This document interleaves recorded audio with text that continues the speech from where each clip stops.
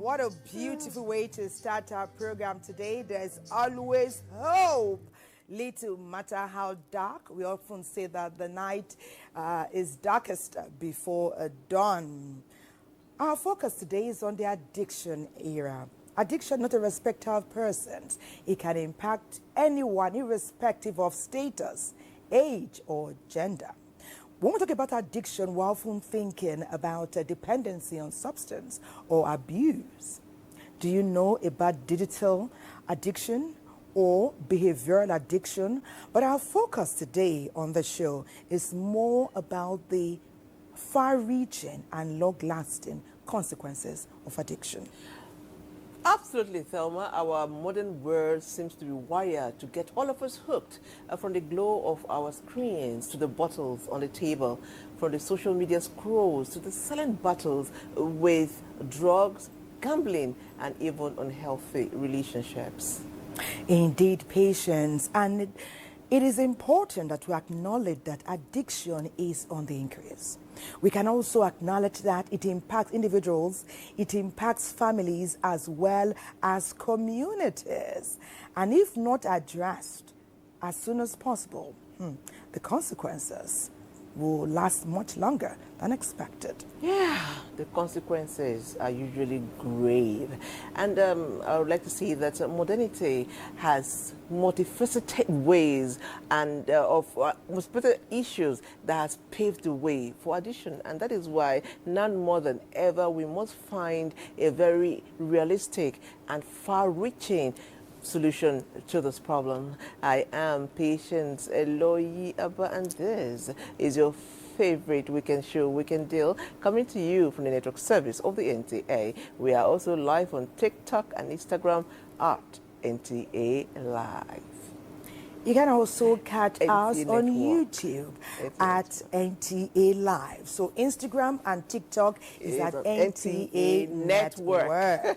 Absolutely. We must also address that culture of silence. Perhaps it's because of the stigma. And along with you today on Weekend Deal, we can differentiate between healthy enjoyment and what is unhealthy dependence, abuse, and addiction. My name is Thelma Obase. Welcome back. If you're just joining us, it is your favorite weekend show, Weekend Deal. And like we said, coming to you live from the network service of the NTA. Today we are looking at addiction. And we're unpacking the psychological traps, the societal pressures that can lead to addiction. The big question here is, who is an addict? Can we, as normal people, get addicted? And if you are, what are you addicted to? Don't worry, don't bother answering, because Jane has got us covered. Jane, what did you hear?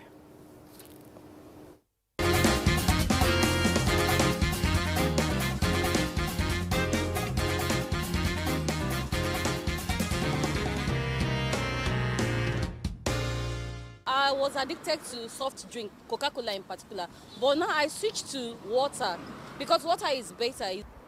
I'm addicted to music. I love listening to songs.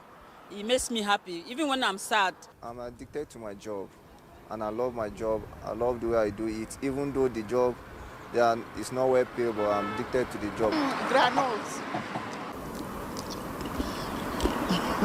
I love chewing my mouth.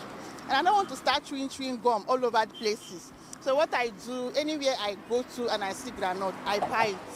Oh yes, I'm addicted to my phone, and I'm addicted to it. I'm not doing wrong things on my phone either. I use it to learn a lot.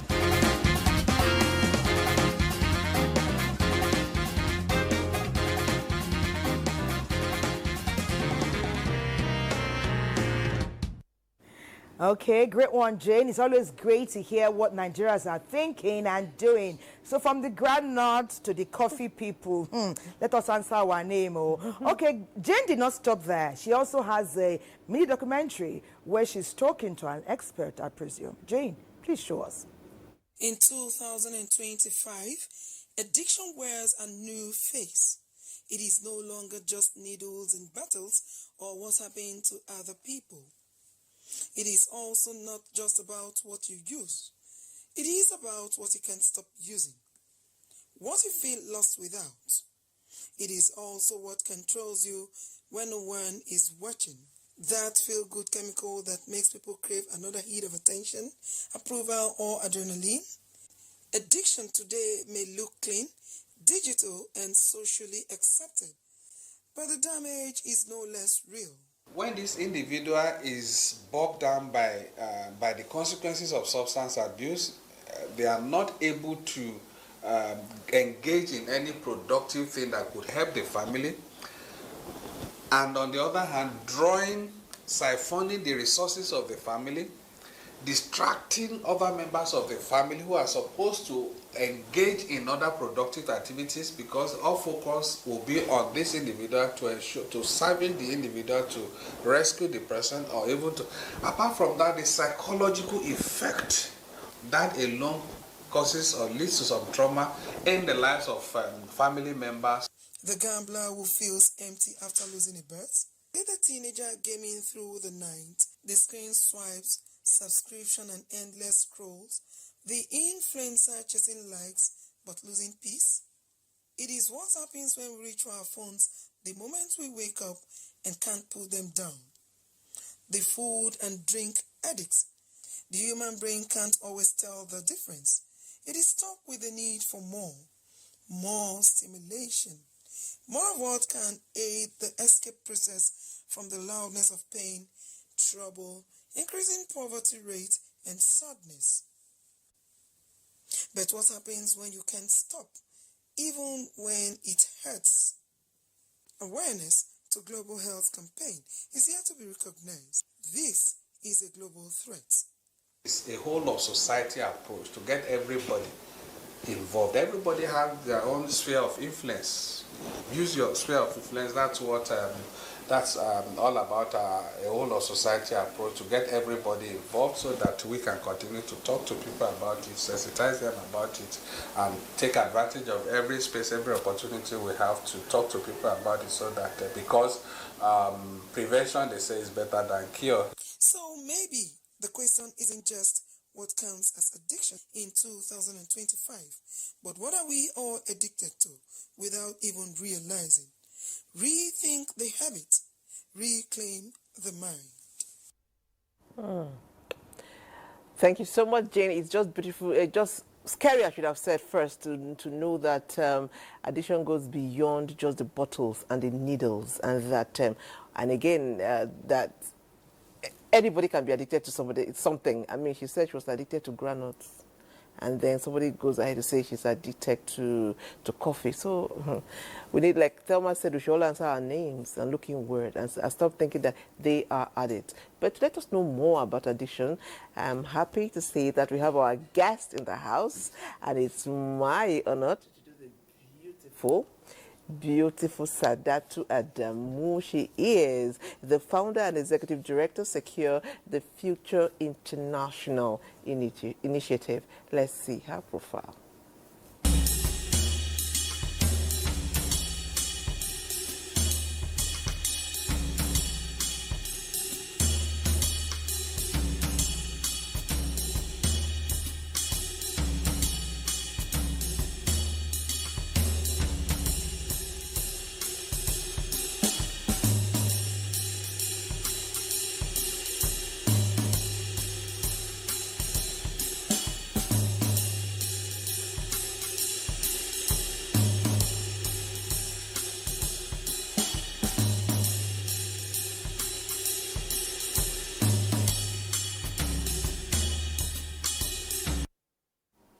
We welcome you very warmly today, Sadatu, to Weekendale, as we talk about the addiction era.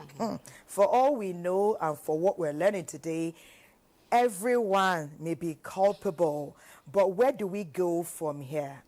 Let's introduce our next guest. He is Ibrahim Yusuf, and there's a whole lot.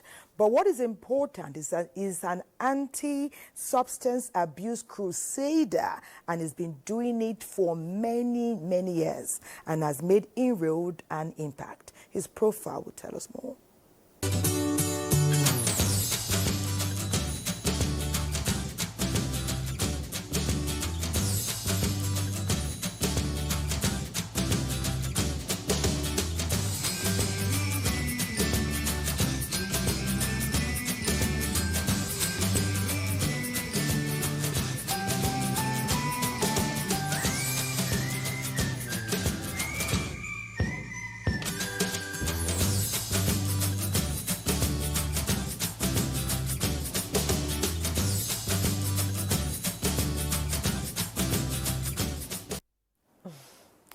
Sir, you're welcome to Weekend Deal. Thank you. Okay. All right. I'll begin with you because they just saw your profile. Who would you describe as an addict? What would be your definition? Who is an addict? Someone who is overdue or subdued by something, whether drugs, whether phone, whether food. Immediately you are subdued, you are addicted to that thing. That's the simple. Subdued. Yeah, subdued. Can you give us more detail? Yeah, you don't have power of your own. You cannot do without that thing. So you are subdued with that. So it's a force. So anyone who is subdued is an addict to that thing that's overtook or takes over him. Okay. Let me ask you, Sadatu. You look amazing, by the way. Thank you. Wow. And if I'm going through any kind of turmoil or turbulence, faces like yours will be very welcome near me because already you endear us to you. You have a very comforting and welcoming aura around you. Thank you for joining us on Weekend Deal today. Thank you for having me. The addiction era. What we learn, what we read about tells us in a frightening way that addictions are on the increase. Should we be worried? Yes, we should be worried because I was just reading an article that was published by NDLEA and it says in 2030 we'll be having 40% of youths struggling with that's just one part of addiction, drugs. So imagine what others are going through in different ways, just like we've heard, coffee, Coca-Cola and all of that, So there are a lot of things that people are really addicted to, and we have to talk about it because it's really alarming. It is. Okay, are there things that are making people are now getting more? Is it the societal pressure? Is it the stress? For example, women, I said women, sorry, but a lot of this addiction to food. A lot of women say food is comforting. Is it because of the stress people are going through? Why are more people getting addicted? So, addiction, I'll say that it's not just alcohol and drugs, but we have the behavioral addiction. So it means that people find themselves struggling with one thing or the other. Somehow, it's either to numb a pain, somehow it's either to, just keep moving.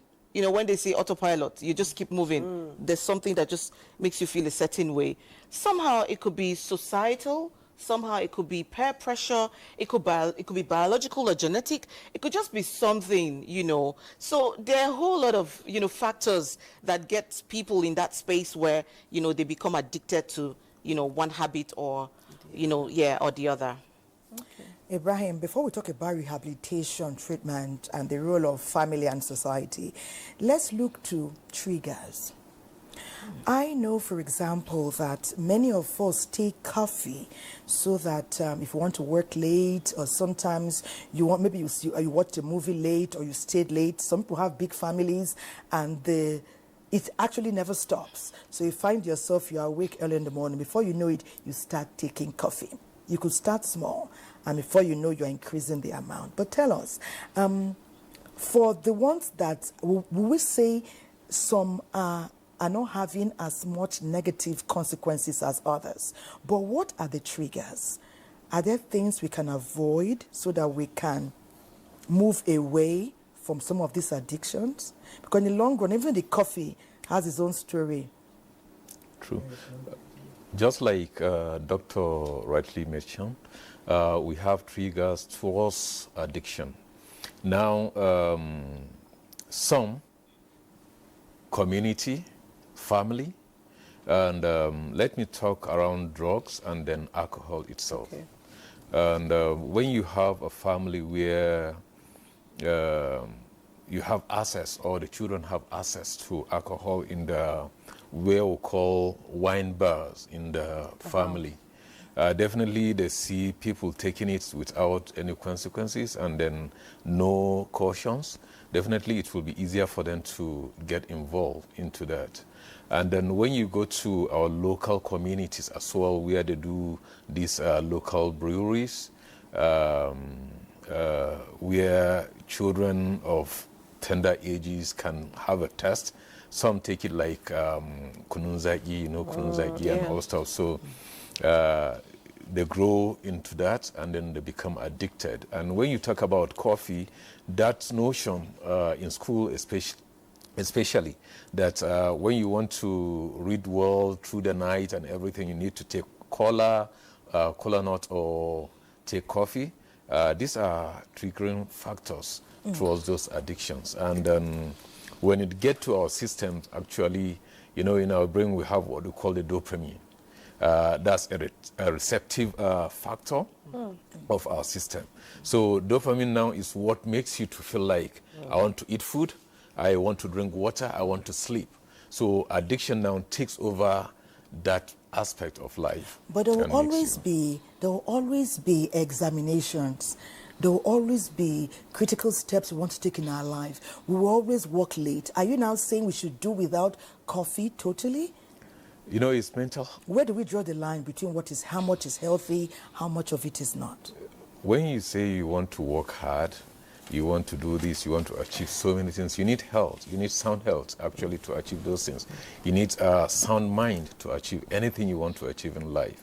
So now what you need to do is the issue of discipline. When you discipline yourself, you don't have to be into coffee to achieve what you want to achieve. You don't have to be into drugs to achieve what you want to achieve. But when you are disciplined, this is what you want to do. Definitely you work towards that. And then I can tell you that it's easier for one to achieve no matter what it is. Like the story of the Bible, the Tower of Babel, they were not in drugs, but determination, discipline, they were about achieving what they wanted or what they planned before God intervened or distracted their plans. So you don't have to get that. And the same thing also in the issue of Samson, also in the scripture. How woman actually distracted him and put out what he's supposed to do. So you don't have to discipline. If you have discipline, you have focus, you'll achieve without getting involved into all those things. Okay, so with discipline, maybe something would have overcome the woman. Absolutely. So Delilah was the addiction. That kind of addiction. Sure. Woman addiction. Yeah. Okay, now joining our conversation is NTA TV leaders, and they'll be looking at the hidden influences of addiction. Behind every addiction lies a story of pain, struggle, and survival. Addiction is a multifaceted issue that impacts millions globally. The digital age has further complicated this landscape, with smartphones, social media, and the internet fueling addiction through dopamine releases, triggering compulsive behaviors. Trauma, perhaps, is the most significant factor that fuels addiction. Meet Nkechi Gideon, a survivor of online gaming addiction, whose addiction was influenced by her past traumatic ordeal. As I struggled to cope with the aftermath, I found myself drawn to online gaming as a means of escape. What initially started as a harmless pastime soon got into an addiction that consumed my life. The virtual world offered a sense of control and escape that I desperately craved. I spent hours gaming online, forgetting about my troubles. However, as time passed, my gaming habits began to take a toll on my life. I started to neglect my responsibilities and overall well-being. I've sought help from professionals and discovered healthy coping mechanisms that worked for me. When somebody is isolated, that relationship is so essential, and the way human being is wired, you must interact. So if you are not interacting with a human being, you will interact with something else. It's either you are interacting with substance or you are interacting with smartphone and all these other devices, and you became so addicted to it. Peer pressure plays a significant role in shaping an individual's behavior, particularly during adolescence. The desire to fit in, be accepted, and have a sense of belonging can lead individuals to engage in addictive behaviors.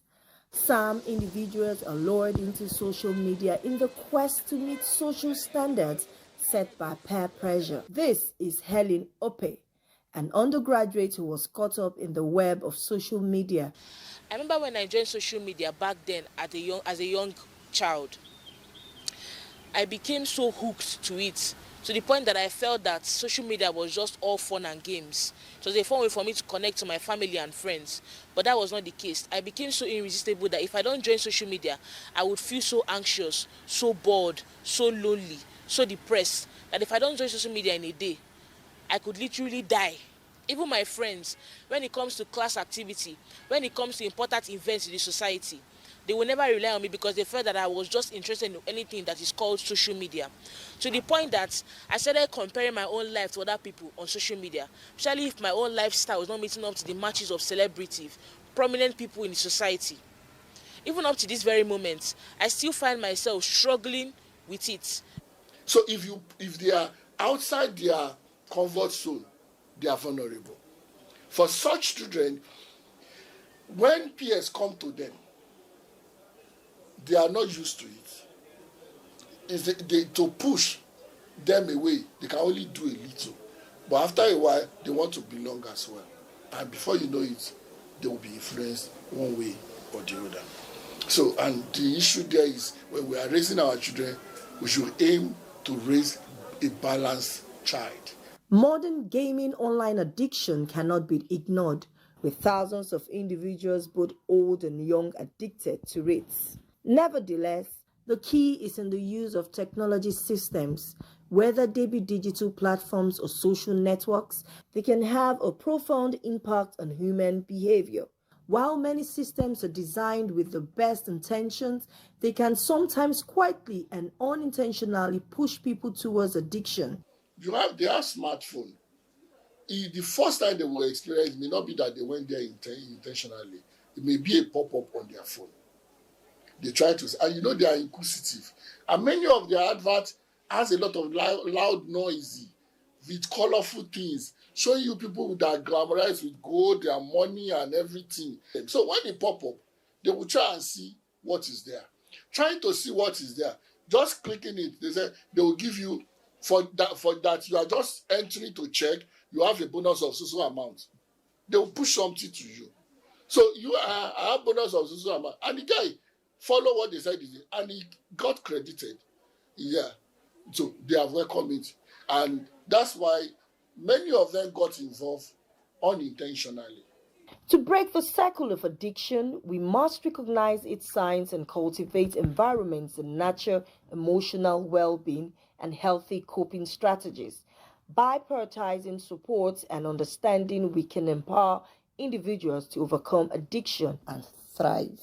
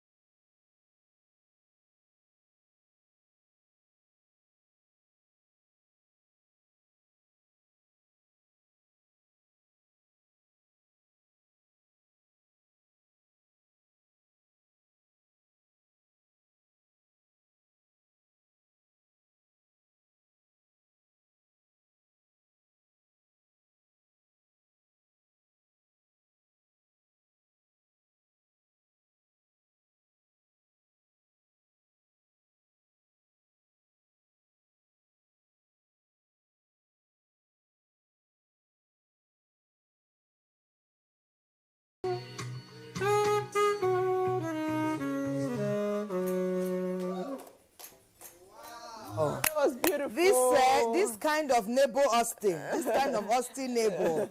Wow. It's a beautiful kind. He's had a beautiful decade. Yeah. You know, little doubt, he got interested like a decade ago, and he capitalized on that passion such that today the world can celebrate the man called Austin Nebo and his impact on society. I know why we can smile. Amidst some of the discourse we're having that can be serious and have consequences, we can smile because there's always hope. Yeah. There's always hope. So as I smile now at Sadat, you know, I know I'm going to get some enlightening gist. There's a reason why we talk, so that those who don't know can know, learn, and do better. When we know better, hopefully we'll do better. We've admitted that addiction is on the rise in different spheres. But for the main part, we are often concerned with the one that has far-reaching implications on the individual, can affect your study life, your work life, your marriage, your relationships in the workplace and in the community. And oftentimes we lean towards drug abuse and alcohol or other substance abuse. Is there hope in terms of the rehabilitation centers? And who is to take notes and let the person go there? Because we find that many people who have these challenges or this dependency on substances are living their normal life. We're just going there. Today, somebody's up, somebody's down, we're just there, assimilating, changing our attitudes to suit their nuances and their experiences. At what point do we say, can we go there? Who should even say it? Is it the person? Is it our society? Is it family? Is it the colleagues? So it's important to know that sometimes an individual who is struggling with drug use or, alcohol, finds it very difficult to believe that he has a problem or she has a problem. So it means that family members would have to find a way to, get this person into the space where he or she can seek help. However, there's this thing called stigma. So families are also hiding. Nobody wants to talk about what they're experiencing. Nobody wants to go for any rehabilitation. Nobody just wants to talk about his family ordeals.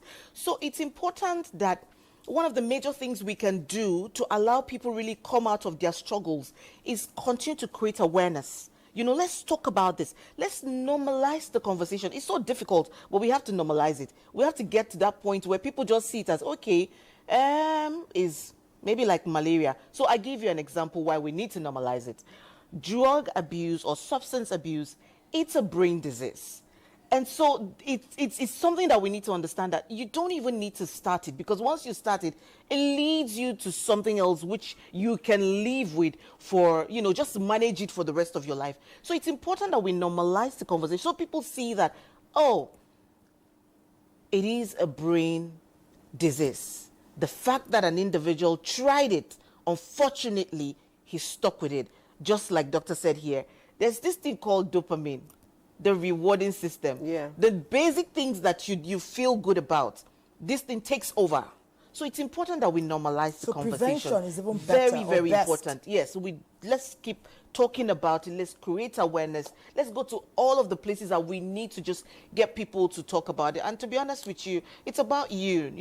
Who really cares about what you're going through? Nobody. Everybody's about his life. So stigma, yeah, is one of the things, but seeking help, very important. So we just need to normalize the conversation. Before Thema went where she went, I was going to come to a place, like you just said, nobody really cares. And how do we as individuals, let's say, we watch shows where women grow to 600 pounds, and they grow to that point, people shout. So self-recognition is what my concern is. I think I'm taking this thing too much. I think I'm addicted to this site. I think, at what can people do to self-recognize? Are they in denial? The first question would be, are people in denial when they are addicted to these habits? Or you would answer that, and I also want... yes, so sometimes people are in denial, but to be honest with you again, there are people that will say, I need help. I'm tired. I've had a couple of people send messages, send video calls, just tell you how what they're doing to help themselves and how you can also play a role, you know, to also support them.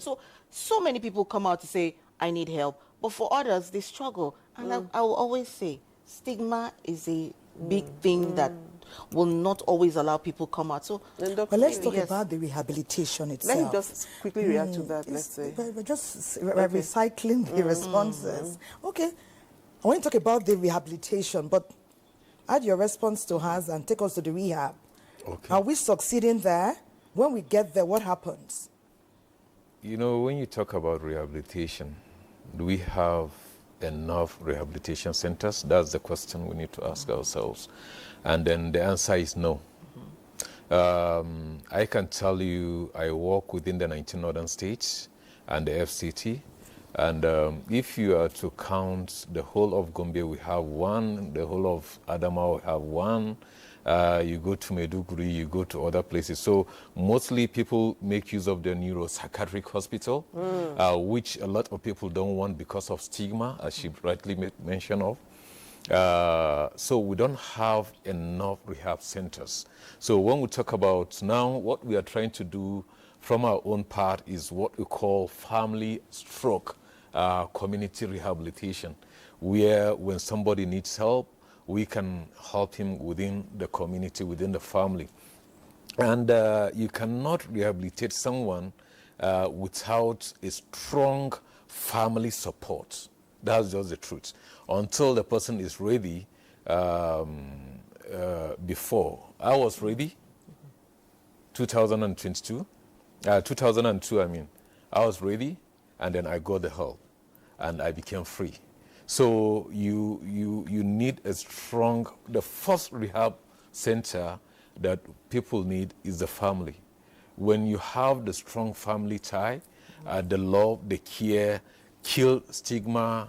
You know, when it's not the issue when somebody, something got lost, it's just a person, you know, if assuming you did not get involved into this, your life could have been this, you know, repeating or bringing back what happened at the past and all stuff. Within the family, Yes. So now coming to the community also, where when you just come, look at him, you know, and then there is this kind of strength, or will I call it, that triggers those who are involved into that.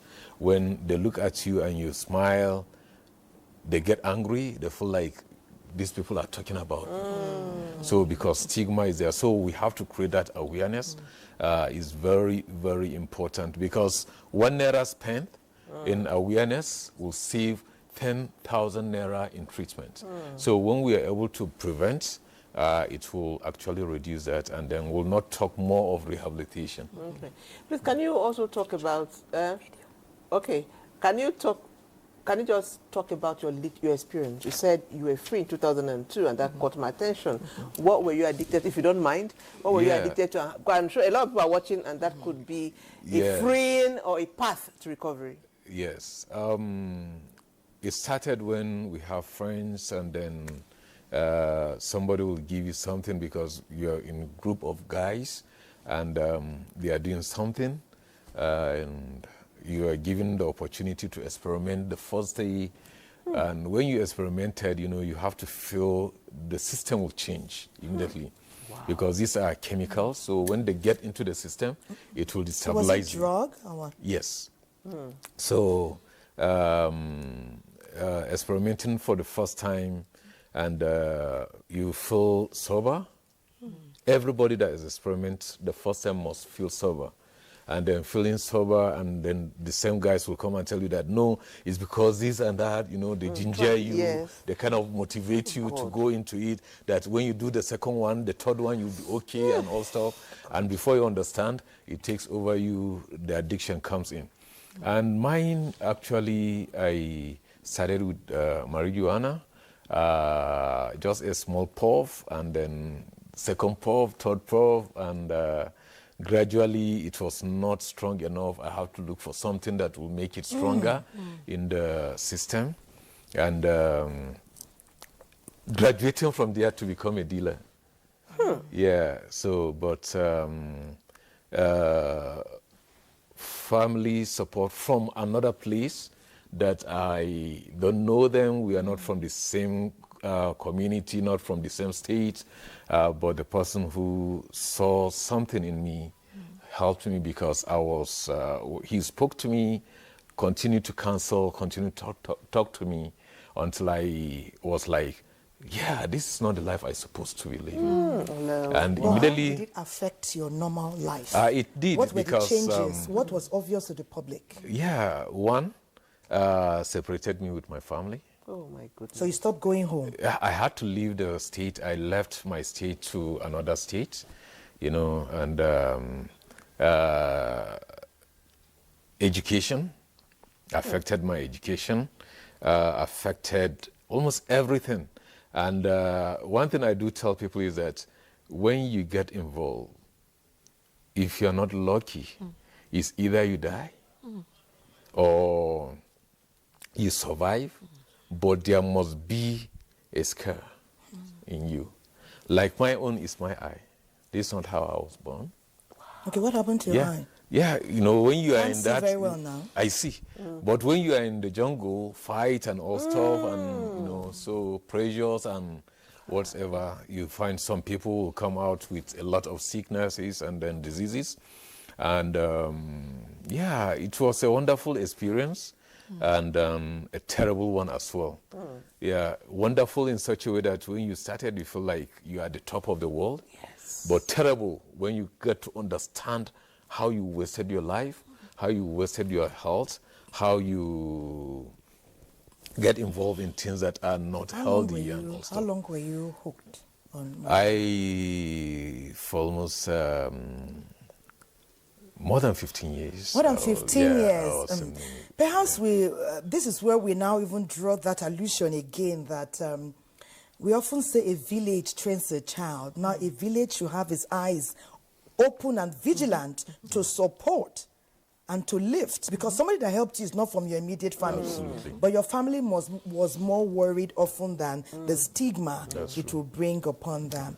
Well, we have our dear Wantana, who's been doing something about addiction, and from a personal angle too.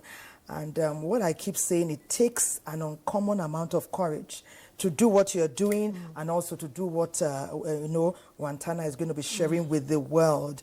My producer has said we should thank you for coming on the show and to thank you for being so open and so enlightening in a way that we can all take something away. Wow. Thank you so much. And thank God. Thank God. Thank God. Sure. Thank God. Thank you. Breaking the silence. Yes. Wantana is with us on that. Breaking the silence is a critical step to saving the lives of many in Nigeria. Wantana, please take it from here. City of Abuja, life moves like a race. Everyone chasing time, chasing dreams. But for many, addiction is a chronic brain disease that rewires the mind, trapping people in harmful habits. Narrowed to substance abuse, it's a dangerous dependence on drugs or alcohol that destroys health, families, and futures. NDLEA record shows over 14% of Nigerians have tried substances, and more than 300 people enter rehab in Abuja each year. Along Airport Road Expressway lies the Lubi Federal Housing Estate, where I live and step out each day for my daily hustle. It is also the place where my addiction collapsed me, and the dream I was chasing was cut short. I am IB Wantana, a recovering addict and a creative director with the NTA. Early in 2025, I laughed with my friends, certain I could handle it. I was wrong. The high hit me like a storm. My friends tried to hold me, but the water pulled me under. Darkness, silence, nothing. Laying helpless by the pool. Back home, the story spread. My neighbors saw it all. The reckless night, the shame, the things I can't erase. My first experience with your addiction was the day you climbed on this tank. Yes, I was hearing somebody talking from my own apartment. I was just hearing voice I said, who is this person? Who was this person talking to? So I looked through the window. I saw you on the overhead tank with your Mafian shoes. And you were talking non-stop. I said, who were you referring to? Who were you talking to? So I had to call my husband to come and talk to you and all that. And I would say that day it wasn't funny for me because I got scared. Even work wasn't safe. I stumbled into the office, drunk, forcing my way towards my boss until someone stopped me. I may not be able to spill it just the way it was because even up until now, I'm sure there are people who are still stigmatizing you for what it was. Yes, I completely believe because I know with all that you displayed, you went to the hospital, we were able to accommodate and understand because we know that's not you that we know. We knew you, when you were sober. We were at the time also knowing you when you were not very sober. So we know that that's not originally you, and that if whatever that is pushing you is removed, and you will be able to be a better person and a better contributor to nation building. And well enough, you told yourself the truth. Possession is an offense, is a criminal offense in the law as it is today. But then, at the level of the agency, in line with global best practices, what the agency has done is when we go out for raids, for arrests, and we seize illicit substances and we arrest offenders, we bring them to the office to actually profile the individuals to see indeed whether there are certain people at the place of arrest who are just mere users. When they are profiled, investigated, and discover that based on established parameters or protocols set by the agency, we then determine whether indeed such individuals are those that need help. I checked into the Federal Neuropsychiatric Hospital in Kaduna. 3 months of rehab, 3 months of breaking and rebuilding. I was blessed with a strong support system. My family, my dear colleagues, that made a huge difference for me. I'm not perfect, but I'm not where I used to be. For anyone still in the race, the way forward is clear. Accept the fact that you need help. Cut off triggers. Stay close to the right people. And watch the power of God break those chains. Peace out. One love. Wow. Our own Wantana. So, Patience, take it from here. Oh. We have another guest. Okay, Wantara, thank you. We are so happy. We are proud of you. We'll continue to support you. And I mean, that's what it's all about. One for all for one. Now, joining the conversation now, it's somebody that has experience in that field. And that's because he's a registered mental health nurse. He's a specialist. He is Abdullahi Egwa. Let's see his profile.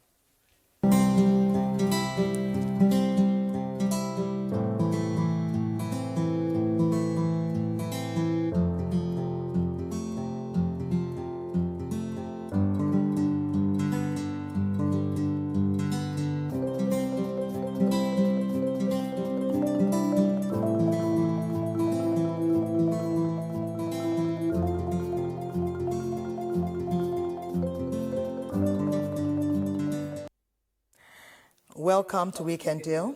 Thank you very much. It's great to have you join us. My pleasure. The reason we can smile, like I always say, because there's hope.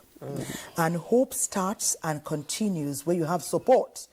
Even just a listen. Wantana talks to us a lot. When he's going through, during the process, after, I think that constant talking has a way it unburdens. And is a very good take-off point. We're also talking about breaking the silence. This silent suffering, silent handling has not brought us so much help, assistance, or furthered our cause. How is this culture of silence impacting treatment and impacting our forward movement in when we talk about the addiction era, like one that we're facing now? Thank you very much. The culture of silence actually over time shows that the entire family of the victim are bottled up in internal pressure. They are worried, there are a lot of crises internally that affect the normal family functioning. The usual cohesive relationship that exists is at the surface. And over time, it produces a lot of psychophysiological reaction where the parents, for instance, if it's a child who is into drugs or behavioral addiction, you will find out that these parents could snowball into health issues, can also result into economic setback, and sometimes a suicide tendencies could come in from the part of the victim who was supposed to have been assisted by way of opening up, seeking help, and looking out for the best solution. So it is a very, very disservice to ourselves if we have such problem and we, for fear of stigmatization, and we decide that we are keeping silence on it. Talk to someone. Ask somebody who knows what to do. Your neighbors, your colleague at work, in the church, in the mosque, you could talk to somebody who can lead you to the appropriate point of help. Okay, so I still want to come back to you, and my question would be, are there actually drugs? I'm talking from a very clinical approach now, a medical. Are there drugs that can help? Are there drugs that you people who are mental health nurses, or is it only psychological help? Or are there drugs you can take and actually begin the process of getting better? Well, I've heard one of the guests spoke earlier. The drug issue is a psycho-mental issue. It's not a physical problem as such. So what I mean is, if somebody who has this problem comes to you, are there drugs you can give to the person that the person can get better? We give drug to control other related effects. But the real detox will be one abstaining from the drugs itself, being willing from the part of the individual to stop the drugs. And then sometimes we could use maybe sauna therapy, whom we use, it's a form of heat. You put an individual in, you give him a large volume of fluid while he's inside the sauna bath. You increase the heat as he could tolerate to an extent where he sweats profusely and replace with, you could maybe take up to 5 liters or more than 7 liters at a go while under that therapy. Because the kidneys, the skin, everywhere you are being pressured to force out these drugs out of the system. But for drugs, we give drugs to control behavioral issues. We do drugs to calm the individual, because if somebody is, for instance, in alcohol abuse and has reported to the hospital for 72 hours, he or she did not have opportunity to take that alcohol, there will be withdrawal effect. And as such, you must give something that will look like substituting the impact of the absence of that alcohol by using drugs that will calm the central nervous system and give the individual opportunity to be able to stay and attend to and accept your treatment module. Otherwise, your patient can die out of withdrawal symptoms can kill. For instance, that of alcohol could be so severe. They could go into convulsion. They could go into a lot of physical effects that you could see and know that, look, this person is in a serious, precarious situation. So it is not a one-stop shop where you think if there's a drug, you just give somebody and he stopped taking drugs. Even for smoking, the pseudo-cigarette is just used sometimes because the hand is used to hang up and hold something. Now you go into the pseudo cigarette so that the individual, that does not contain nicotine and other harmful substance as it is supposed to be in conventional cigarette and other smoking agents. But at the end of the day, the individual must be willing to depart from that habit.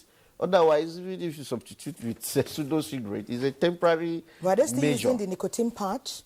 Well, it's available, but it's not readily available as such. To get it, for instance, in Abuja, you have to run so many stops before you could get such stops, and it's not cheap either. So, but the self-treatment, do you promote self-treatment? Do you promote self-help? Must everybody come to seek professional help? Can you say, I can heal? Perhaps Sadatu, can you help us with that? Can you say, like Patience talked about self-recognition, that's accepting I have a problem. Even if your family is not listening, your friends are not listening, you admit, I don't like what I'm becoming or what I'm doing. I want to start to make a change today. Can you start from yourself? I'll say from experience, listening to people that have gone through that process without going to seek any help.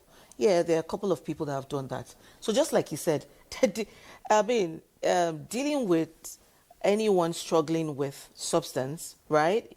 It's not one size fits all. So that means some people would have walked through the process without any counseling, rehabilitation. They just, resulted to something different, which is, it could be spiritual, prayers and all of that, and it has worked for them. For others, they just had to go through the process, so it's different for people. But I've heard a couple of people say to me, I didn't go to any rehab and I'm doing very well. But it's just one out of maybe 15, that will say that to you. But most times people really go to rehab to also, just go on with the process. People ought to. Yeah. Well, not as many as should are going. That's why we have the challenge. Yeah, but we one have of the reasons, again, we have the crime and criminality. Yes. We have the mental rage. That's right. People acting out publicly and privately. Families breaking up. The lack of the support system saying we've had enough. Patience, you want to take us to our next package? Okay. The next package is from the sport. Okay. We're going to Kano for our next package. They are willing and eager to join the conversation. NTA Kano, take it away. They will have to accept the fact that they have problem and that they need help. Until and unless they accept that, whatever you will do to that individual, it will be meaningless.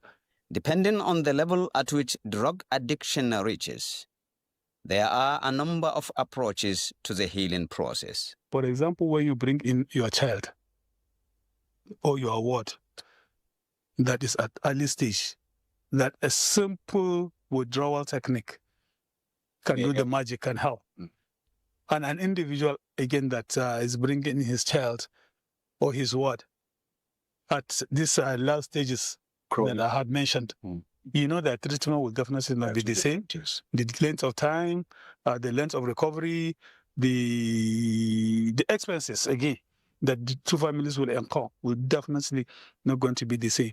While counseling serves in some cases, use of medication must be observed in other cases. He can tell you that for him to stay awake, he must take this drug. Or for him to sleep, he must take this. Or for him to be, to be happy, to be active, he just needs to take it. That means it's a regular. The substance abuse has started forming in him that somehow he can't do without taking it. So there are people that maybe the relation notice that he's at that stage. They can bring him to us for counseling, for treatment. You will see that their own situation sometimes may not be all that difficult, because sometimes even a simple cold turkey approach, that is, you just keep the individual, don't allow him to have access to what he has been taking. To the substance. You will see that after some time, he will change. There are instances when condition of an addict worsens and therefore requires a bigger remedy. And you'll see that there are some, maybe if they are taking injectables, the substances that they will have to start injecting themselves for, you'll see that the vein that they have been using to inject this drug has already been damaged. Okay. For example, if they are taking it here, the place is already damaged completely. They can no longer take it. They will have to move on. There are times that you will see that all the hands, there's no visible vein where they can. For example, if an individual has been brought to us in a situation like that, you see that his treatment is entirely different, because even the somatic element now that's on him, that's the part of his body that is dead and what have you, you will have to see an expert in the hospital, either physician or a surgeon, that maybe they will have to perform surgery and remove certain things and what have you. Experts believe that one thing remains crucial. Even after successful rehabilitation process, victim has to be removed from the predisposing environment. Unless you change the predisposing factor, that is what really pushes that individual into substance abuse. If you do not change it, you do not remove it from the environment, still go back. When he comes back home, he is still going to meet the same setting that he loved, and it is going to be the same thing. Active sensitization program of Catch Them Young, such as this, is a good step at reducing tendencies of starting drugs right at the beginning. Kanu, thank you for that in-depth, enlightening mini-documentary. We're making inroads. We're learning that when we know better, we can often do better. Thank you for your messages. They are coming in. Someone is asking, how can diversional therapy help an addict? I'll take a few and then our guest will speak to the issues. Someone says, good morning, sir. Good morning, ma. Where can we have rehabilitation centers for such individuals who are into drug or any type of smoking addiction? Because I know many people that need our support, but we need to know where to take them to. If you know a few, you can please assist us with the addresses. These many residents are in the south region of our country and they need our help. Let us know who you are, please, and your specific location. Obute Joseph, thank you for your contribution. He said, I must thank NTA for this very important, critical discussion. My takeaway is that the individual must be willing to take wise counsel, and the support too should be free, so that they can be free of any and all addiction. Cletus is from Bayelsa. He says, yes, I liked what Wantana said. He said, one love indeed will keep us together. Frank Wheaty, thank you for reaching us. Frank says, I'm of the opinion that we should stop the discrimination. Discrimination can stop whoever needs support from seeking it, because he or she already knows what he's going to hear. Should they speak up, or should anyone around them know that they have a challenge? It says we're talking about staying together, and the first way to do this is to stand behind those who are facing such challenges. It says the division is too much. Okay, maybe I'll start from Sadato. Can we speak to some of the issues that were raised? Yes, so just to talk about discrimination, like I will always say, it's important that, we keep creating awareness, supporting families that are going through this. I just watched, the last documentary talking about going to schools, making sure that, this, things are, taken there, let's talk about it, let's catch them young, very important. And of course, there are rehabilitation centers that I know of in Abuja, that are doing extremely well, so if you ask, I'm sure they can always get the details from, you guys. Yeah, so there are rehabilitation centers. And of course, there are other therapy sessions that can actually support an individual that is struggling with rehabilitation, with drug use. But most importantly, it's important to understand that family and that individual would have to work together, to acquire or get the exact results that they want. Because most times you find out that people who come for rehabilitation, struggle with their parents being part of it, maybe because of status, class and what have you. So they judge them. Exactly. And so they don't want to be in that space. They don't want to go through the therapy with the children and all of that. But it's important to, make sure that it's holistic.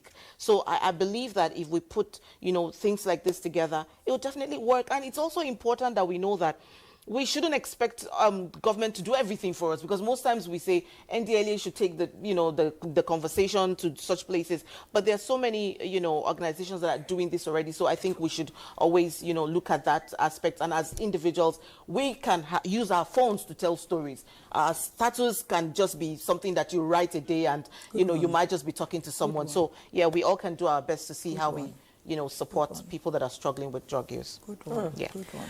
Indeed, it's just the addiction era. We are all involved.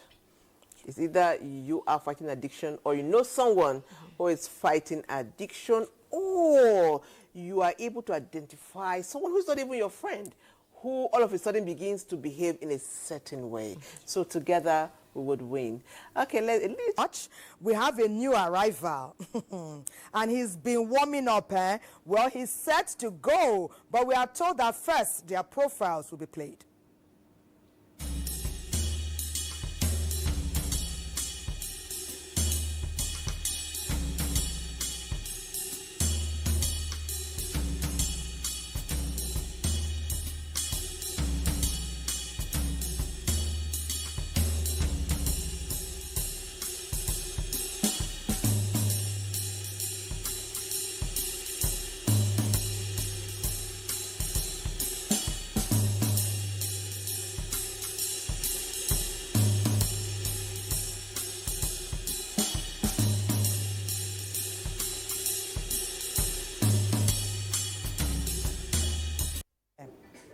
Wow, okay, so Romeo, okay, we have the profile. They don't want to hear profile, they are ready. Please take it away. Let's go. That's the spirit. Situation. Let's go now. This is Antoma. This is Weekend Deal. Everybody got around. Come around now. We can deal, yeah. Hey, situation. What?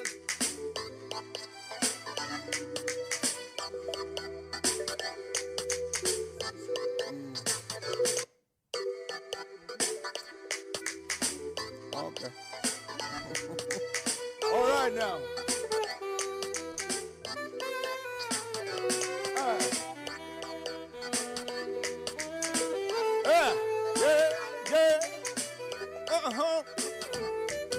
Okay now. Let's go, everybody sing with me, yeah. Situation. Any people dying on the street, no food to eat. Hey! No matter what you're going through, please don't retreat. Hey! Many people dying on the street, no food to eat. Hey! No matter what you're going through, listen now. In this life, I don't see wahala. Them burn so hot like fire, but none don't make me to retire. Instead, then just to give me power. I know what it feels to live from hand to mouth, paycheck to paycheck. The feeling you have is like Titanic, shipwreck to shipwreck. The people around say they will help you. They turn their backs on you. You're feeling so down, your burden is heavy. Listen, my people, every situation in your life, it's for a purpose. Keep your head high above the skies. Don't give up, my people. Situation. Many people dying on the street, no food to eat. Situation. No matter what you're going through, please don't retreat. Hey, many people dying on the street, no food to eat. No matter what you're doing, don't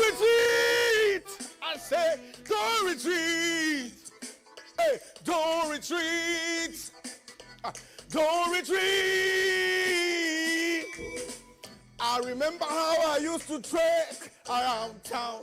I had no place to rest. Many people say I no go fit to make them because I know they do their best. But see me now, how God done bless me. Who jobless, no man can contest. Hey, hey, every situation in your life, it's for a purpose. Keep your head high above the skies. Don't give up. Hey, situation. Hey, this is weekend deal. Everybody come around. Hey, situation. Many people dying on the street, no food to eat. Hey, no matter the pain. Oh no. Hey, don't retreat. I said don't retreat. Tell your neighbor now. Hey, don't retreat. Hold on, say. Hold on, say, don't retreat. Hey, don't retreat. No matter what you're going through, hey, God's gonna see you through. Hey, dance and clap your hands. Come and clap, everybody come and clap, yeah. No matter what you're going through, come on, God's gonna see you through. Come on, dance and clap your hands. Come on, clap, yeah. Come on, clap, yeah. I got more shot, elema. No matter the situation, can they be shot, more shot. I don't know who would be shot, man, the song mountains and your world teacher. Like he did for the children of Israel, on the path your feet, so you can get to the other side and be free. Men zakwala, kwala. Don't let them hold you down, bros. Situation, situation, situation. Woo! That's it. Run me on fire. Benwe Rapkina, Vakwala, see Ekwala. Woo! Let's do this. That's my brother from Benue, and I am proud. Abba, let's. Romeo, well done. Thank you very much. Oh, that was beautiful, and that's how we do it on Weekend Deal. We Okay, I'm told that sax. Okay, so we're going to get. I mean, like I was saying, that's how we'll do it in Benue. I have to say it again, and we take it. We go strong or we go home. So our next profile is from our wonderful saxophone. Take it away.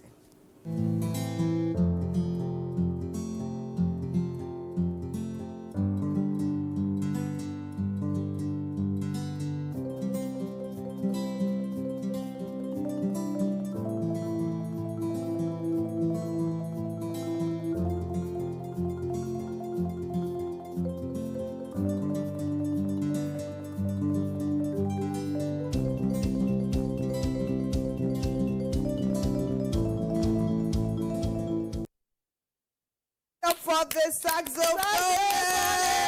Well done, you know, when Romeo was busy preparing to come, this Austin set the ball rolling. Oh, in fact, we celebrate you, the saxophonist, okay? Romeo, and thank you. That was amazing. Well, our guests are here. We're talking about the addiction area. We have gone to the north, the east, the west, and the south. Let's bring it home. Earlier, Sadat, you said there are many rehab places in Abuja, but we do hope that number is also represented nationwide, because sometimes people may need to leave the comfort of their home or familiar surroundings to go to a place of treatment. So Abuja representing is good. We want that same thing to go nationwide. So let me talk with you. How well represented are these rehab places nationwide, do you think, in your own opinion? Well, because of the evolving nature of the disorder, the medical personnel nationwide are putting on both private structures, public structures. The government are also, some states at their own level are doing their bit. The fact is, it's not enough compared to the humongous size of the problem at hand. We will need more of that to be able to cater for our teeming population that are into this very serious health needs. And let me quickly say that the way we wheeled out a lot of funds to support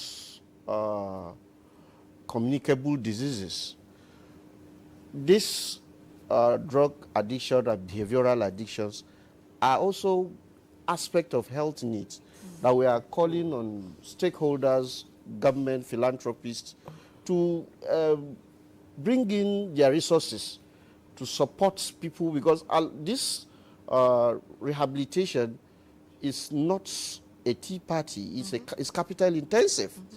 I can tell you that it will take more than 1.2 to rehab, to a rehab. 1.2 million coins. 1.2 million naira for admission deposit. For one person? For one person for rehabilitation for 3 months. And you likely spend 3 to 4 million for a session of rehabilitation. So this is because the whole process is rigorous. It involves a lot of personnel. It involves a lot of resources. Even at the private sector, they need to be able to meet up with the basic needs of the persons who are in the rehab. As such, it's quite capital intensive. That is where the government, the philanthropists, every stakeholders should come in, and we invest and create a sort of win-win affairs, so that if we look at it that it is a family affairs, but the ripple effect is a national affairs, because this affects the productivity of the youth, it affects the family setting, it affects the economy in the long run, and generally the society is tagged. Even our value system. Even our value system is being eroded. Because criminality and all what you can think of. So it is high time the government is doing what, like a platform like NTA. It's a government platform created for this awareness. It's one good way to go by, but we will need more of these rehab hospitals where this individual can walk in. Look, this is my problem. Resources to start helping such individual is available. Not a family probably that is struggling with 3 square meal and the son is into pentazocine addiction, because pentazocine is not expensive. He can afford it with 300 naira, and he has developed addiction. And then you are telling the father to go and pay 1.2 million or go to probably a government institution and pay 300,000 deposit for rehabilitation. That child would rather go roam on the streets. Yeah, it's sad. It's the reality of where we are, and it is very sad. And I would like Dr. Sada to talk about something, because you see, the road to recovery is a long and tedious journey. And if you can help yourself not to embark on that journey, why not? So please talk about prevention again. Yes. As we close. Yeah. So it's important that we keep creating awareness. It's important that we understand what happens to families and even the person struggling, which he mentioned, the social issues, the economic issues, the legal issues. It's important that we understand that, I mean, this can happen to anybody. So don't say it's this person's son. It's important that we understand that stigma is not going to support us, but it's just going to create more damage, because people will be hiding and doing all sorts. It's also important that we continue to look inwards. The people that are selling these things, something has to be done. To be honest, it's crazy. It's a lot. People are struggling. I know how many people we have supported from the street. Like you said, how many families have funds to support? So let's keep creating awareness. Government, as much as you bring out money to do other things, remember that it's a psychological mind of an individual that also adds to your GDP. So you must also see this as a critical issue. Otherwise, we will continue to struggle. So awareness, for me, I will always say, is very important. Yeah. Wow. Thank you so much. We cannot overemphasize the need for prevention, which is safer, more long-lasting, cheaper than cure. Okay, could I take a few messages? And some are asking a few questions. Someone says They said cigarettes kill people, but why are many shops still selling cigarettes? Aliyah from Lagos says, I love what Madam Sadatu says. She's a doctor. And I love her speech, and she's quite an encouraging person. Thank you. Someone said, you are saying prevention is always better than cure. How can we manage the many challenges we are facing? People take this so they can feel good, so they can feel better, so they can have some time away from the existing problems at hand. Someone said, thank you, NTA, good job. This is one of the best topics I've ever listened to on this show.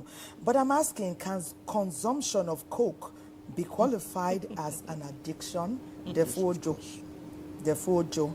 Okay, one more. Someone said, my name is Samuel. I'm addicted to alcohol. I need help, ma.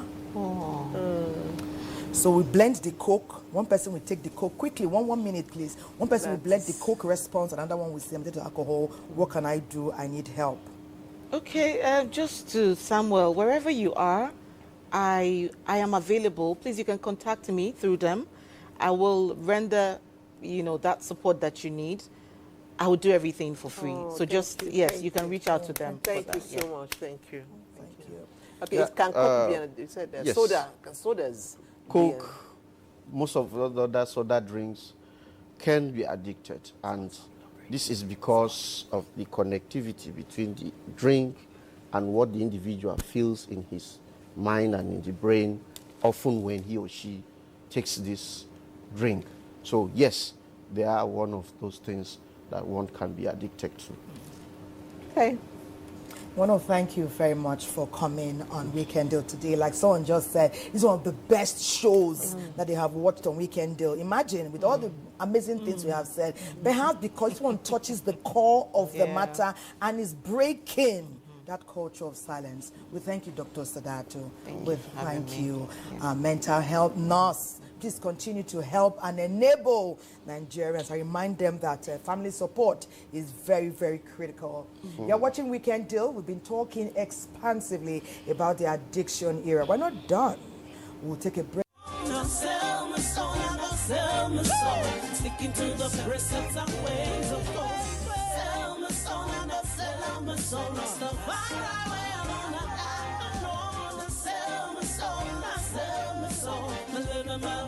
And the ways of old. Slow and steady wins the race. Consistency is the name of the game that brings about the fame. Don't get caught up in a Babylon business. Stay conscious, not envy nobody business. Steadily grinding, edifying, Rastafari work. Every soldier definitely must get great work. Up full living, it's a must, and we preach it. Days of little beginnings, celebrate it. Though the loves of life, to take his course and keep on believing, cause the blessings I go. Well, sell your soul, and go sell me soul. Rastafari way alone, I die. Sell my soul, and go sell my soul. Sticking to the precepts and ways of love.